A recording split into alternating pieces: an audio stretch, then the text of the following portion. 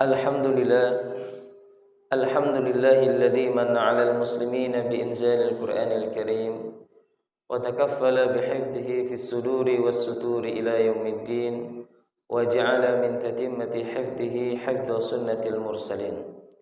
Asyhadu an la ilaha illallah wa asyhadu anna Muhammadan 'abduhu wa rasuluh.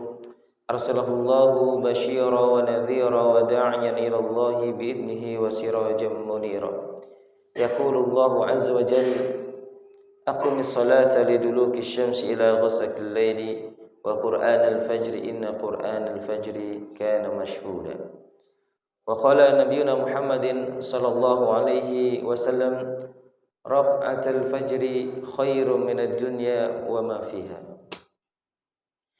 Alhamdulillah, kita bersyukur dhateng Allah Subhanahu wa taala wonten kesempatan enjang subuh menika kita tansah pinaringan rahmat inayah saking Allah Subhanahu wa taala.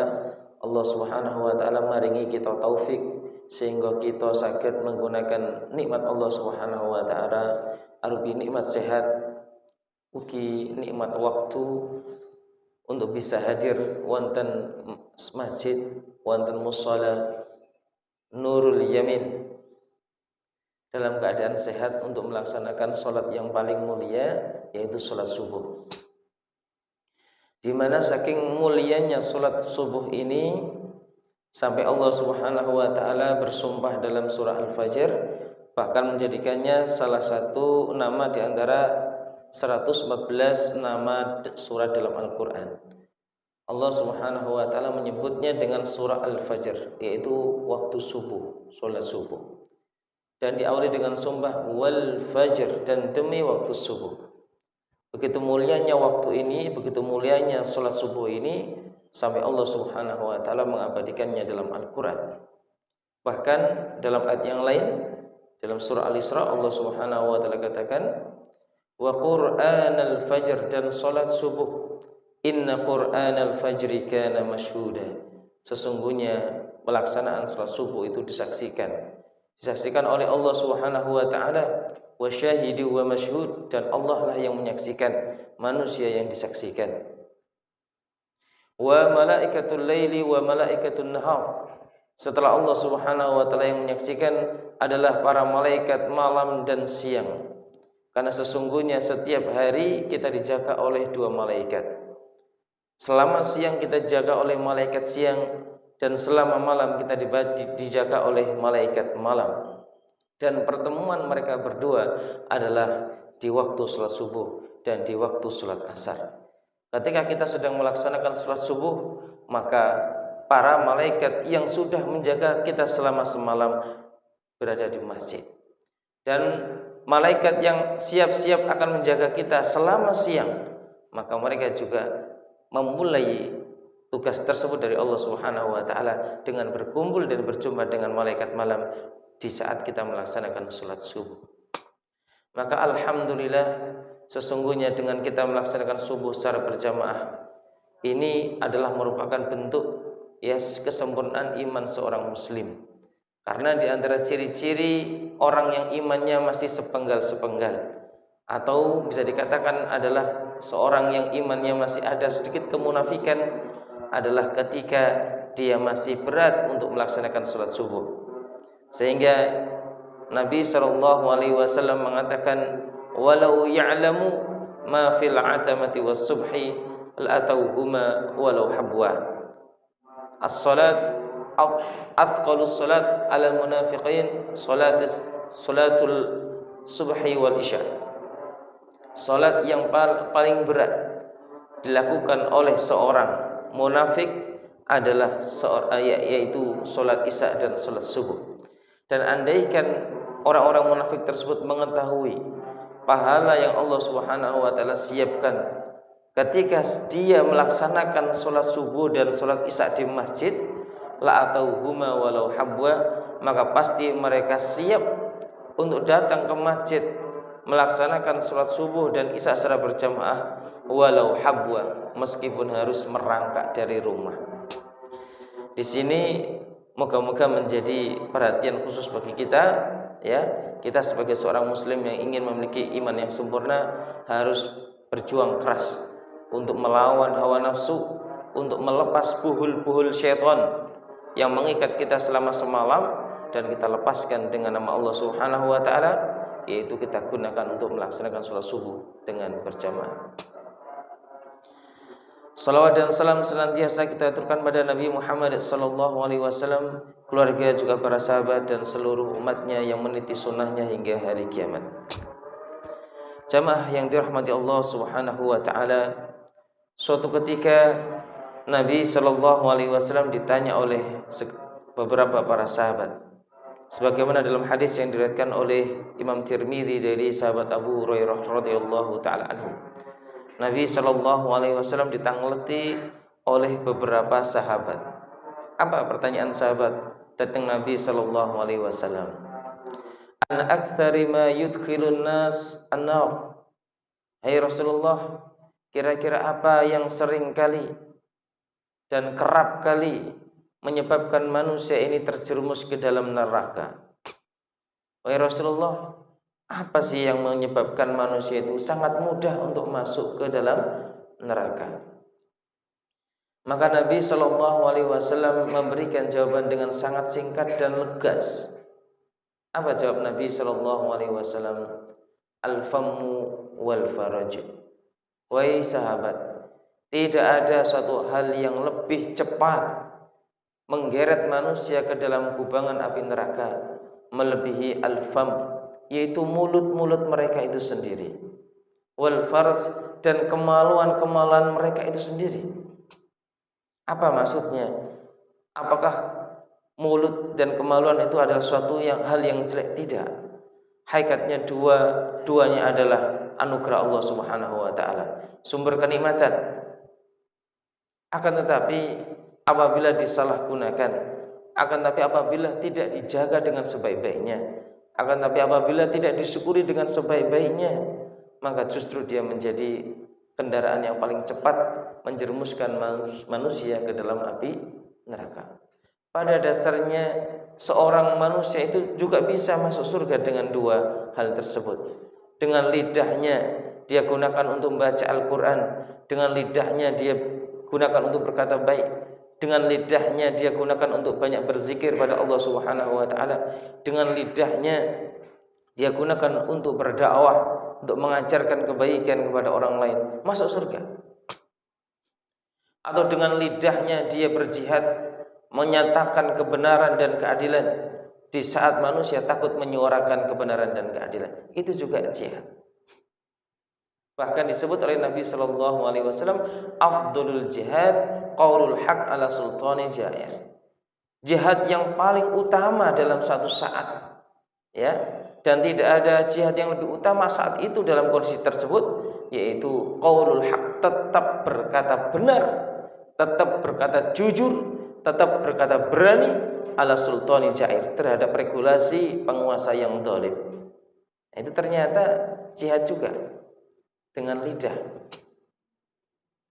Dan juga kemaluan, ketika seorang laki-laki menyalurkan hasrat biologisnya, dia berhubungan badan dengan istrinya, maka sesungguhnya itu adalah ibadah. Para sahabat bertanya kepada Nabi sallallahu alaihi wasallam ketika Nabi mengatakan wa fi bud'i ahadikum shadaqah. Dan ketika kalian berhubungan badan dengan suami-suami kalian atau dengan istri-istri kalian secara halal, shadaqah, itulah ketaatan, itulah sedekah. Masyaallah, ya. Nafkah seorang suami kepada istri, sedekah suami kepada istri. Akan tetapi apabila disalurkan ke jalan yang tidak benar, disalurkan kepada wanita atau laki-laki yang tidak halal bagi dia, disitulah zina. Wala taqrabuz zina, dan janganlah kalian mendekati zina. Innahu kana fahishatan wa sa'a sabila. Sesungguhnya perzinahan adalah fahisyah, bentuk perbuatan yang sangat keji. Wa sa'a sabila, dan sejelek-jelek, ya, jalan untuk menyalurkan hasrat biologis tersebut. Jadi jamaah sekalian yang dirahmati Allah Subhanahu wa taala, akan tetapi sungguh sangat jarang sekali di antara manusia yang mampu menggunakan dua anugerah Allah tersebut, baik itu mulut maupun kemaluan, dalam kebaikan. bisa dipresentasi dan itu sangat sedikit sekali. Kebanyakan justru manusia terledor dan lalai dalam menggunakan nikmat lidah dan dalam menggunakan nikmat kemaluan. Lidah yang semestinya bisa kita gunakan untuk menjadi kendaraan kita masuk surga, seringkali kita gunakan untuk memfitnah orang, untuk menghina orang, untuk menipu orang, untuk menyudutkan orang. Ini jamaah sekalian yang dirahmati Allah Subhanahu wa taala. Sampai-sampai Nabi berkata kepada para sahabat, "Takilat ummuka, celaka wahai engkau, celaka ibumu. Wa hal yukabbun nasu fin nari illa hasaidu alsinatihim." Lantas mana ada orang yang terjerumus ke dalam neraka kecuali karena lidah itu sendiri. Maknanya adalah saking banyaknya manusia itu yang terjerumus ke dalam neraka hanya karena lantaran lidahnya. Cara bagaimana dia berbicara dengan tidak baik. Ini Bapak dan Ibu sekalian yang dirahmati Allah. Mari kita renungkan, kita presentasi. Berapa jam kita duduk ngobrol ngalor ngidul. Berapa jam kita ini kadang berbicara hal-hal yang tidak bermanfaat. Dan berapa jam kita sudah membaca Al-Quran. Berapa jam kita ini ngomongnya ngelantur, tidak terarah, ya kan? Dan berapa jam kita zikir kepada Allah Subhanahu wa taala. Dari bab sini saja kita mampu bisa mengambil ibrah. Ternyata kita ini belum maksimal mungkin, belum maksimal di dalam memanfaatkan nikmat Allah Subhanahu wa taala yang bernama lidah ini. Dan kemungkinan lidah kita ini justru menjadi alat atau mungkin menjadi kendaraan yang bisa menggeret kita ke dalam api neraka. Ini jamaah sekalian yang dirahmati Allah Subhanahu wa taala. Oleh karena itu seorang muslim seyogyanya benar-benar memperhatikan lidahnya, ya. Benar-benar memperhatikan lidahnya. Kuffa 'alaika hadza. Nabi sallallahu alaihi wasallam mengatakan, "Kuffa 'alaika hadza." Jagalah wahai sahabat, ini yaitu lidah. Bahkan Nabi sallallahu alaihi wasallam mengatakan, "May yadmam li baina lihyatai wa fakhidai adman lahul jannah." Barang siapa yang mau berjanji kepada Nabi sallallahu alaihi wasallam, mau membuat sebuah komitmen dalam diri dia untuk menjaga lidah antara dua kumis tersebut, yaitu lidah, atmam lahul jannah, maka aku Nabi sallallahu alaihi wasallam, kata beliau, atmam lahul jannah, aku akan jamin bagi dia surga. Kalau ada di antara umatnya yang benar-benar berkomitmen, berjanji kepada Nabi SAW untuk menjaga lidahnya, untuk tidak berkata kecuali kebaikan, untuk tidak berucap kecuali ucapan yang baik, maka Nabi SAW menjamin surga. Ini jamaah sekalian yang dirahmati Allah Subhanahu wa taala, nikmat lidah. Yang kedua adalah al-farj, kemaluan. Ya. Maka seyogyanya jamaah sekalian yang dirahmati Allah, kita benar-benar memperhatikan untuk nikmat Allah Subhanahu wa taala ini. Tidaklah disalurkan kecuali kepada hal-hal yang halal, kepada istri, kepada keluarga.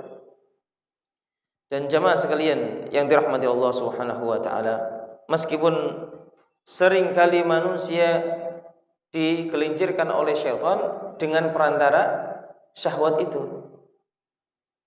Oleh karena itu Nabi SAW mengatakan, ittaqud dunya wattaqun nisa. Hati-hatilah kalian wahai manusia, hati-hatilah kalian wahai umatku, kata Nabi SAW, terhadap fitnah dunia. Wattaqun nisa, dan hati-hatilah terhadap fitnah perempuan, syahwat. Fa inna awwala fitnati Bani Israil kanat fi nisa. Karena sebab musabab hancurnya Bani Israel kanat fi nisa, karena tidak mampu mengendalikan syahwatnya, karena tergoda dengan perempuan. Nah ini, oleh karena itu Bapak dan sekalian yang dirahmati Allah, berangkat daripada rumah kita, ya, jangan sampai keluarga kita, anak-anak putri kita atau bahkan istri kita ini diperdaya oleh syaitan. Ya, diperdaya oleh syaitan dan dimanfaatkan oleh syaitan dan iblis untuk menggoda manusia. Dengan apa? Dengan membuka auratnya, dan menggoda ya laki-laki, ya menggoda manusia yang lain yang tidak halal bagi dia. Ini jamaah sekalian yang dirahmati Allah Subhanahu wa taala. Ini adalah dua hal yang kalau tidak kita jaga ini mampu menggelincirkan dengan cepat manusia ke dalam api neraka. Kemudian Nabi Shallallahu alaihi wasallam ditanya oleh sahabat, an aktsari ma yudkhilun nas al jannah. Ya, tentang suatu hal yang mampu dengan cepat mengantarkan manusia ke dalam surga. Apa wahai Rasulullah? Suatu hal yang mampu dengan cepat masukkan dalam surga. Maka Nabi Shallallahu alaihi wasallam pun menjawab, maringi jawaban dengan jawaban yang sangat lugas, sangat jelas. Beliau mengatakan taqwallahi wa husnul khuluq. Tidaklah suatu hal yang lebih cepat menjerumuskan manusia, yang cepat memasukkan manusia ke dalam surga melebihi takwa Allah. Takwa datang Allah Subhanahu wa taala. Wa husnul khuluq, dan akhlak yang baik. Tidak ada di antara hal yang dilakukan oleh manusia yang lebih cepat masukkan manusia ke dalam surga daripada dua hal ini.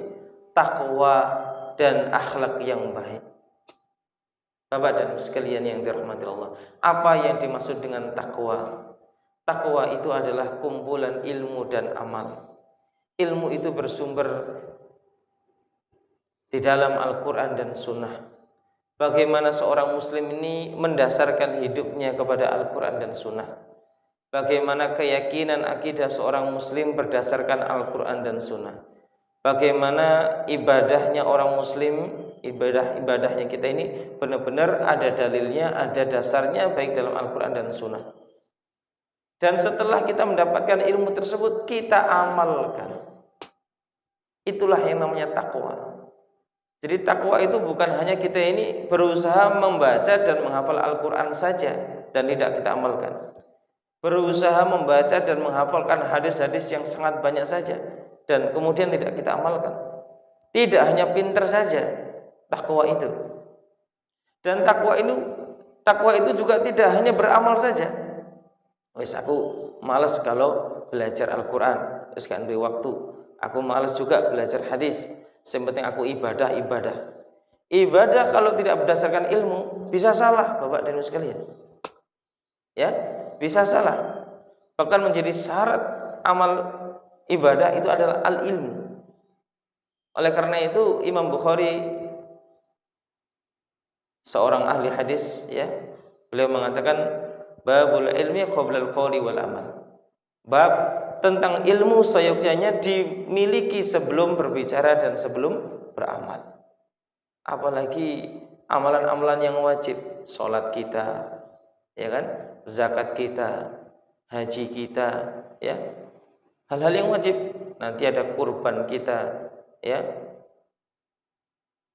Ini jamaah sekalian yang dirahmati Allah, ya. Oleh karena itu Nabi Shallallahu alaihi wasallam mengatakan, "Shallu kama ra'aitum usolli. Khudhu anni manasikakum." Salatlah kalian sebagaimana aku salat, sebagaimana Rasul salat. Hajilah kamu sebagaimana manasik yang dicontohkan oleh Nabi Shallallahu alaihi wasallam. Zakat pun ada tuntunannya, puasa pun juga demikian. Ada tata caranya, ada sifat puasa Nabi Shallallahu alaihi wasallam. Semua ada ilmunya. Nah, takwa itu adalah ilmu yang melahirkan amal. Kalau ada seorang itu beramal berdasarkan ilmu, itulah takwa. Dan kalau ada orang hanya berilmu saja, rajin ngaji tapi tidak, ya, semangat untuk mengamalkan ilmu tersebut, tidak takwa. Dan kalau ada orang hanya ingin beramal, tapi tidak ada dasar ilmunya, ini juga tidak takwa. Oleh karena itu dalam surah Al-Fatihah kita senantiasa berdoa, Bapak dan Ibu sekalian. Ihdinas siratal mustaqim, ya Allah tunjukilah kami ke jalan yang lurus. Siratal ladzina an'amta 'alaihim, yaitu jalannya orang-orang yang telah Engkau berikan nikmat. Ghairil maghdub, dan bukan jalannya orang-orang yang Engkau murkai. Siapa? Orang-orang Yahudi. Orang-orang Yahudi. Kenapa mereka menjadi golongan yang dimurkai oleh Allah Subhanahu wa taala? Karena hanya berilmu, tidak mau beramal. Ya. Waladhdallin, dan bukan jalannya orang-orang yang sesat. Siapa mereka? An-Nasara, yaitu orang-orang Nasrani. Kenapa mereka sesat? Tidak mau ngaji, tidak mau berilmu, beramal saja. Nah, kita orang yang beriman tidak. Orang yang beriman, orang Islam adalah siratal ladzina an'amta 'alaihim, jalannya orang-orang yang bertakwa, yaitu orang-orang yang berilmu dan beramal. Oleh karena itu, Bapak dan Ibu sekalian, menuntut ilmu, mempelajari Al-Quran dan Sunnah itu tidak ada batasan strata pendidikannya. Tidak kemudian ketika kita sudah selesai SMA, selesai kita tutup Al-Quran. Tidak berarti ketika kita sudah menyelesaikan strata 1, S1, S2, S3, ya, atau profesor, kemudian kita menutup Al-Quran, tidak. Wa'budu rabbaka hatta ya'tiyakal yakin. Beribadahlah kita kepada Allah Subhanahu wa taala sampai benar-benar datang kematian kepada engkau. Karena membaca Al-Quran, membaca hadis, belajar Al-Quran, belajar hadis, mentadaburi Al-Quran dan mentadaburi hadis itu adalah ibadah, maka tidak ada batasan strata pendidikannya. Sampai nafas itu sampai di kerongkongan. Itulah benar-benar ya belajar mendalami ilmu Al-Quran dan Sunnah. Bapak dan Ibu sekalian yang dirahmati Allah Subhanahu wa taala, takwa Allah itulah takwa. Dan tidak ada bekal yang lebih baik dan lebih bermanfaat nanti di hadapan Allah melebihi takwa. Allah berfirman, "Wa tazawwadu fa inna khairaz zadi taqwa." Dan berbekalah. Tidak ada bekal yang paling kita butuhkan nanti di hadapan Allah, paling bernilai, paling menentukan nasib kita di hadapan Allah Subhanahu wa taala melebihi bekal takwa. Anak istri tidak ada manfaatnya. Ya, keturunan, jabatan semua kita tinggalkan. Makanya Allah mengatakan yauma yafirrul mar'u min akhi. Hari itu ketika kita menghadap Allah Subhanahu wa taala, seorang pada lari, yafirrul mar'u min akhi, lari dari saudara-saudaranya, tidak bermanfaat lagi saudara. Wa ummihi wa abi, bahkan lari dari ibu sama bapaknya. Wa sahibatihi wa bani, lari juga dari istri, suami dan juga anak-anaknya. Sudah nafsi-nafsi. Yang hanya bermanfaat saat itu adalah at-taqwa. Ya. Kenangan kita ini berilmu dan kenangan kita ini beramal. Pernahkah kita ini menimba ilmu dan pernahkah kita ini mengamalkan ilmu tersebut? Ini Bapak dan Ibu sekalian yang dirahmati Allah. Dan yang kedua, kata Nabi sallallahu alaihi wasallam, yang mampu mengantarkan manusia dalam surga setelah takwa ini adalah husnul khuluq, akhlak yang mulia. Bapak dan Ibu sekalian, tidak cukup kita ini rajin ibadah. Ibadah adalah hubungan antara manusia dengan Allah Subhanahu wa taala. Kemudian tidaklah sempurna. Kita ini hanya memperbaiki hubungan kita dengan Allah Subhanahu wa taala sampai kita juga memperbaiki hubungan kita sesama manusia. Itulah hubungan vertikal dan horizontal yang Allah Subhanahu wa taala sebutkan dalam surah Al-Imran, ya, dzuribat alaihimud dzillatu ainama tuqifu illa bihablim minallahi wa hablim minan nas. Mereka akan dipukul dengan pukulan kehinaan dari Allah. Mereka akan selalu ditimpa dengan kehinaan sampai mereka ini benar-benar menegakkan hubungan antara dia dengan Allah, hablum minallah, dan menegakkan hubungan antara dia dengan sesama manusia. Jadi tidak cukup kita ini cuma rajin sholat toh. Sampai kita ini rajin sholat dan juga rajin silaturahim, rajin menyambung hubungan, rajin berbuat baik kepada sesama manusia. Tidak cukup kita ini baik dengan Allah saja, ya, tapi harus baik kita ini dengan Allah, hubungan kita dengan Allah dengan melaksanakan perintah-perintahnya dan juga menjaga hak-hak manusia yang lain. Kemudian siapa saja manusia yang harus kita berikan perbuatan yang baik, hubungan yang baik pada mereka? Yas'alunaka madza yunfiqun. Mereka bertanya kepada engkau yang Muhammad tentang kepada siapa mereka harus berbuat baik, menafkahkan sebagian hartanya kepada mereka. Qul ma anfaqtum min khairin falil walidaini wal aqrabina wal yatama wal masakin wa ibnis sabil. Tidaklah kamu mau mengeluarkan nafkah kebaikan, berbuat baik kepada samanya kecuali kepada falil walidain, kepada kedua orang tua. Perbaiki hubungan kita dengan kedua orang tua, terutama kepada ibu kita. Mereka berdualah manusia yang paling pertama yang harus mendapatkan perlakuan yang paling baik dari kita. Percuma kalau kita ini berbuat baik dengan tetangga, berbuat baik dengan teman, berbuat baik dengan para guru, tapi dengan orang tua kita sangat buruk sekali. Ini percuma. Falil walidain, kepada kedua orang tua. Wal aqrabin, setelah kedua orang tua kemudian para kerabat, paman-paman, mertua, ya kan? Bibi-bibi, ya kerabat. Wal aqrabin wal yatama, orang tua sudah kita layani dengan baik, sudah kita bergaul dengan baik dengan akhlak yang mulia, kerabat juga kita sudah bergaul dengan akhlak yang mulia. Wal yatama, kemudian anak yatim. Bapak dan Ibu sekalian, anak yatim yang ada di sekitar kita itu adalah anak-anak kita juga. Ya, anak-anak yatim yang ada di sekitar kita itu adalah anak-anak kita. Anak yatim yang ada di sekitar kita itu adalah anak-anak Nabi sallallahu alaihi wasallam, titipan Nabi sallallahu alaihi wasallam. Sampai Nabi berpesan kepada umatnya, kepada kita, ana wa kafilul yatim kahataini. Hei umatku, sesungguhnya aku akan menjamin kalau kalian kemudian memperhatikan anak yatim, maka kalian bersama aku seperti jari telunjuk dengan jari tengah. Ya, akan didekatkan oleh Allah Subhanahu wa taala dengan aku di surga seperti dekatnya jari telunjuk dengan jari tengah. Ini adalah jaminan dari Nabi sallallahu alaihi wasallam. Ya, jangan sampai